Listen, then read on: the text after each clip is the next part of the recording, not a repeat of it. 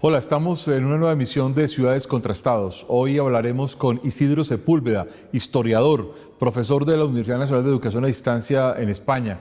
Isidro, muchas gracias por estar con nosotros. Es un placer, Carlos. Bueno, contigo queremos abordar un tema fundamental y es qué significan las tensiones políticas en las ciudades contemporáneas. Y quisiera recordar un texto de este ex coronel australiano David Kilcullen, Out of the Mountain, que plantea un poco las ciudades como escenarios de confrontación y guerra en el mundo contemporáneo. ¿Cómo entender eso? ¿Será que Kilcullen era alarmista en ese texto de 2014? Bueno, desde luego no era muy contenido. Él fundamentalmente lo que hacía era verter la experiencia de las guerras urbanas o los conflictos urbanos dentro de sociedades civiles en las que hay conflictos políticos. En realidad es como utilizar los cañones para matar mosquitos. Siempre a lo largo de toda la historia y la contemporaneidad de una forma muy vehemente se han producido los enfrentamientos políticos dentro de las ciudades.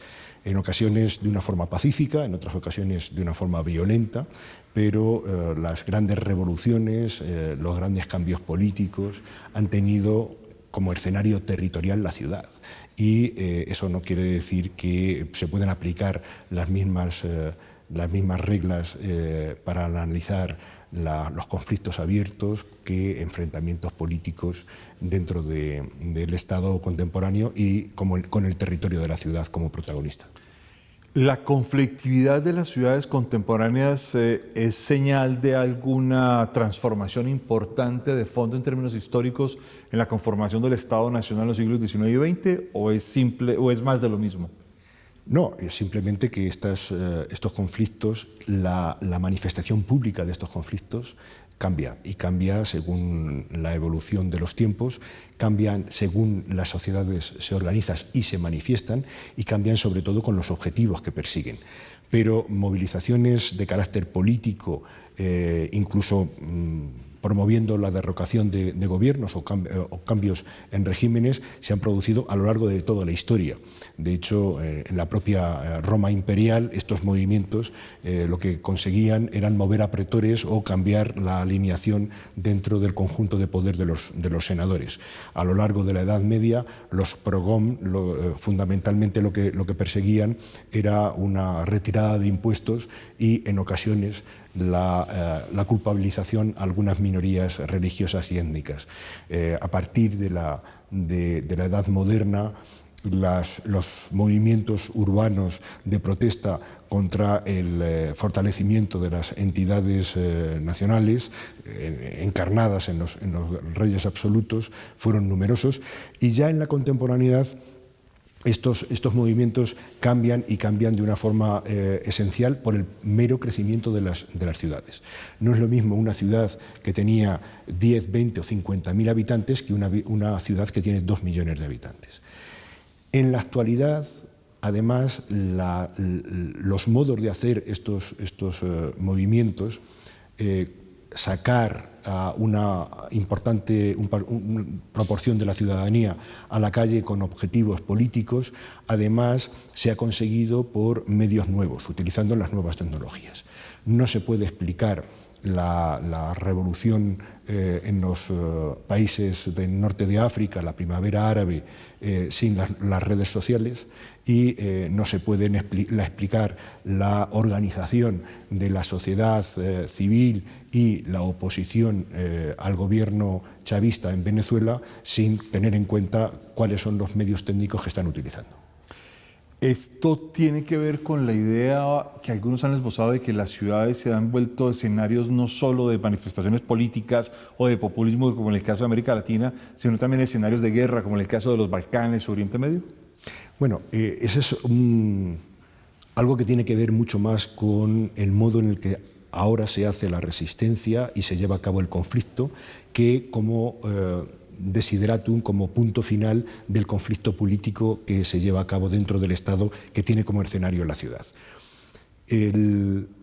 Los conflictos hoy en día son fundamentalmente asimétricos y como una de las partes parte con enorme desventaja, lo que hace es refugiarse en ámbitos que le sirvan de cobijo, en lugares que le permitan una actuación con un alto contenido simbólico a menor coste y además le facilite la desaparición del escenario. La ciudad se convierte en un elemento, en un territorio privilegiado. En los nuevos conflictos bélicos no hay un choque de ejércitos regulares. Lo que hay es unas fuerzas que tratan de hacer daño a un ejército mucho más grande, pero que no le pueden confrontar. Y este es el origen, ya desde los años, fundamentalmente de los años 60, y es en la guerra de Vietnam donde esto se ve de una forma más efectiva, se ha pasado del campo de batalla al conflicto urbano. Y cambia totalmente la metodología y, desde luego, los estados mayores han desarrollado todos unos procedimientos de cómo llevar a cabo estos conflictos, tratando de dañar lo mínimo posible a la población civil. Ese es un tópico, el tópico de la confrontación, de la guerra, regular o irregular, de la forma de los conflictos, etcétera, y que pone, digamos, en evidencia esa tensión entre las ciudades y los estados. Algunos sostienen que los estados son mucho más fuertes hoy o que los estados no han tenido, digamos, un cambio de fondo. Sin embargo, la concentración demográfica de las grandes ciudades, y tú citabas ahora ciudades hasta 2 millones de habitantes, pero hoy tenemos ciudades en el mundo que tienen 5, 10, 15 o 20 millones de habitantes, grandes áreas urbanas que son tan importantes como muchos estados. Por ejemplo, recientemente el caso de Bogotá es claro, donde Bogotá tiene un PIB que puede ser tan grande como todo Ecuador, todo un país junto. En esta situación, digamos, la transformación podría ser una tensión política permanente entre las grandes áreas urbanas y los estados nacionales. Lo que hay es una tensión, no una confrontación, sino una tensión de poderes. Y quien genera la riqueza también quiere detentar el poder. En este caso, lo que se está produciendo a principios del siglo XXI es una reformulación del diálogo, en ocasiones constructivo, en otras ocasiones bastante bronco, entre el lugar habitacional y el lugar de producción, que es la ciudad, y este invento de la contemporaneidad, que es el Estado Nacional. Hay que tener en cuenta que no fue hasta el siglo XIX cuando se producen el gran crecimiento, la gran moldeación, la gran conformación de los estados liberales, al mismo tiempo que estaban creciendo las ciudades. Es decir, las ciudades, los habitantes de las grandes conurbaciones que comienzan a ser las capitales de los estados, participan de una forma muy activa en la creación de estos estados liberales, y se produce no una quiebra de la hegemonía de la ciudad, sino una superación de estructuras por parte del Estado moderno. Desde este punto de vista, a lo largo de 2 siglos, el status quo entre la ciudad y el Estado ha privilegiado al Estado. Con los cambios de la globalización, lo que se ha producido es una limitación o una difuminación de los poderes estatales, que ha visto recortado además uno de los elementos esenciales sobre los que basaba su legitimidad, que era la soberanía nacional, y lo que ha producido es un crecimiento de la potencialidad de la ciudad. Cuanto más grande, más existe la idea de que pueda haber una clara confrontación entre las estructuras metropolitanas, las grandes ciudades, y los estados que le dan cobijo. Pero en realidad esto es más un diálogo que puede ser muy positivo que una confrontación que pueda destruir a una de las partes. En esa posibilidad, digamos, de tensión, que no es una confrontación, pero tampoco, digamos, se resuelve la idea de un Estado fuerte como lo vimos en la primera mitad del siglo XX. No hay, digamos, una idea de que el Estado refuerza sus canales de poder sobre las ciudades. Es decir, entre otros porque los ciudadanos tienen cada vez más poder a través de los medios de comunicación, a través de las nuevas plataformas de tecnologías de la información y de la comunicación, y eso les da un poder político de participación y presión también sobre las tomas de decisiones. ¿Cómo se canalizan esos, digamos, transformaciones en el mundo contemporáneo? Bueno, es que estas transformaciones además se producen a muy distintos niveles. Es decir, una cosa es el ciudadano comprometido y otra cosa es el ciudadano que simplemente disfruta de sus derechos. Una cosa es el Estado vigilante y otra cosa es el Estado suministrador de bienes públicos. La ciudad y el Estado viven en permanente diálogo, en permanente ayuda, en permanente controversia.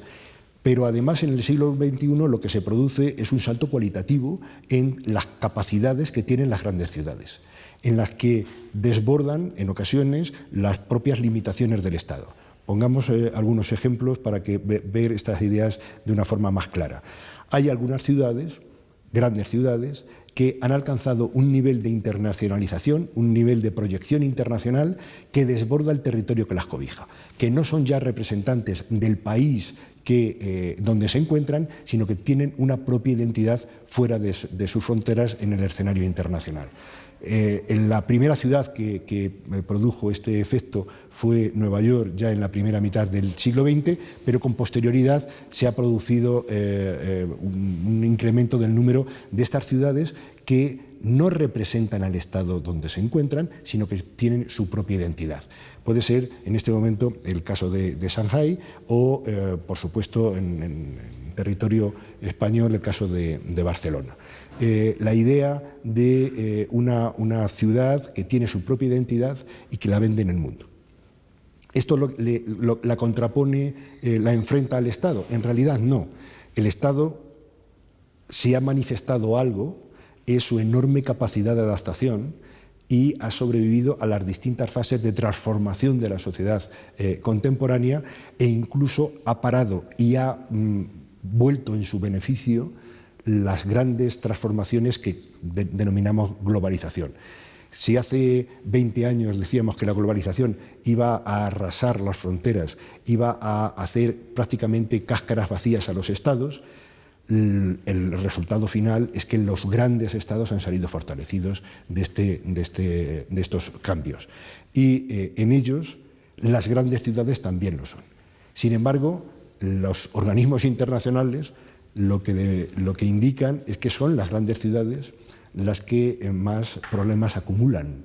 Son las grandes ciudades, las megalópolis, las grandes conurbaciones, las que convocan la mayor sobresaturación de conflictos interciudadanos entre el ciudadano y los órganos de gobierno y entre estos órganos de gobierno y la estructura superior que es el Estado. Una de esas transformaciones también tiene que ver con otro aspecto, digamos, del manejo de las ciudades, de la dirección de las ciudades, que tiene que ver con la perspectiva de la seguridad. Y ya no, digamos, en confrontaciones o en guerras o en ámbitos de destrucción de sociedades y de ciudades. Y dentro de esta tensión, las tecnologías de la información y la comunicación también han introducido un rasgo y un rango muy fuerte de transformar qué entendemos por seguridad urbana. A la vez de que hay una especie de promesa de un futuro de felicidad importante por las nuevas tecnologías. ¿Cómo es la perspectiva sobre este asunto? En realidad, de lo que has hablado son de dos cosas distintas que al final conforman un todo, porque es un todo lo que ve el ciudadano. En primer lugar, las transformaciones en la conformación de lo que hoy podemos llamar seguridad urbana.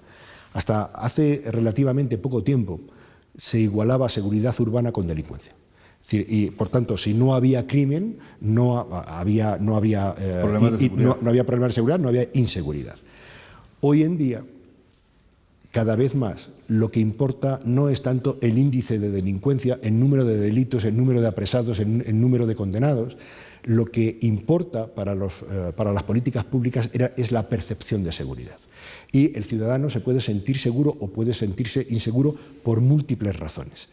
Y es en este momento cuando la seguridad desborda los límites de la delincuencia. Hoy la seguridad urbana atañe a elementos no necesariamente delincuenciales y que tienen que ver con la salud alimentaria, con la sanidad, con la educación, con el medio ambiente, incluso, por supuesto, con las infraestructuras críticas de las cuales depende la calidad de vida de la ciudadanía. Mantener todos estos ámbitos de una forma fluida y otorgar todos estos bienes y sistemas de vida a los ciudadanos hace que se sientan seguros.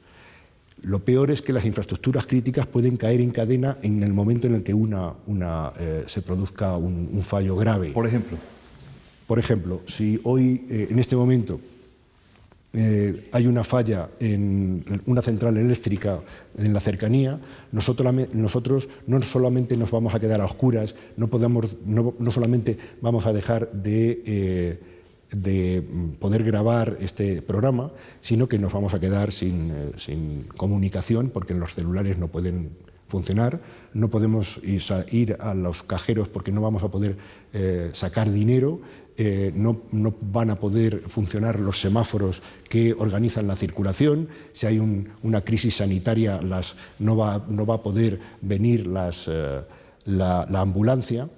Cuando esto se produce en una gran ciudad, los efectos se incrementa en cadena la gravedad de los afectados.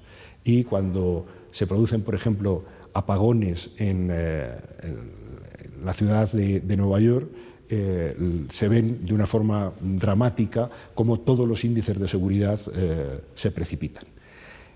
Estamos hablando solamente del suministro de energía eléctrica. Imagínense lo que ocurre si hay una crisis en el suministro de agua potable o hay una crisis en la retirada de las basuras o por cualquier razón los alcantarillados de una gran ciudad no funcionan. Las emergencias sanitarias que esto va a provocar. Sin hablar de todo lo que tiene que ver con la alimentación y con las bebidas. Mantener la seguridad de esta parte. Este es el mundo material. Pero al mismo tiempo, cada vez más vivimos en un mundo inmaterial, en un mundo virtual, pero que tiene una trascendencia contundente en nuestra forma de hacer la vida. Cada vez más nuestra dimensión virtual es casi tan importante como la material. Eso es la incidencia que tiene hoy la seguridad urbana. Ahora, a todo esto se le puede aplicar la revolución de las nuevas tecnologías y algo singular, cada vez más importante, que es la inteligencia artificial. Uno de los aspectos donde las ciudades inteligentes pueden ganar mucho terreno es en el de la seguridad, con la aplicación de estas nuevas tecnologías y con el de la inteligencia artificial. Por poner un ejemplo, cuando vamos a un aeropuerto, estamos constantemente siendo visionados por las cámaras que miran cualquier rincón de las instalaciones. En un futuro no demasiado lejano, y cuando hablamos de no demasiado lejano estamos hablando de 3, 5, 10 años a lo máximo, todas las grandes ciudades van a tener todos sus espacios públicos vigilados por cámaras. La ubicación de estas cámaras va a multiplicar exponencialmente los niveles de seguridad.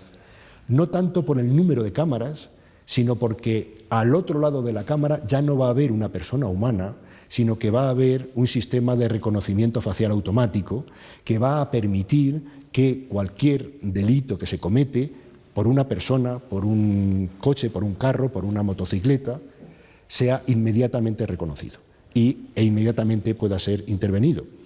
Un caso práctico de esto han sido los atentados en el aeropuerto de Bruselas, en el que los terroristas son vigilados y puede seguirse todo el rastro que dejaron inmediatamente después de cometer los actos terroristas y se sabe perfectamente dónde acaban.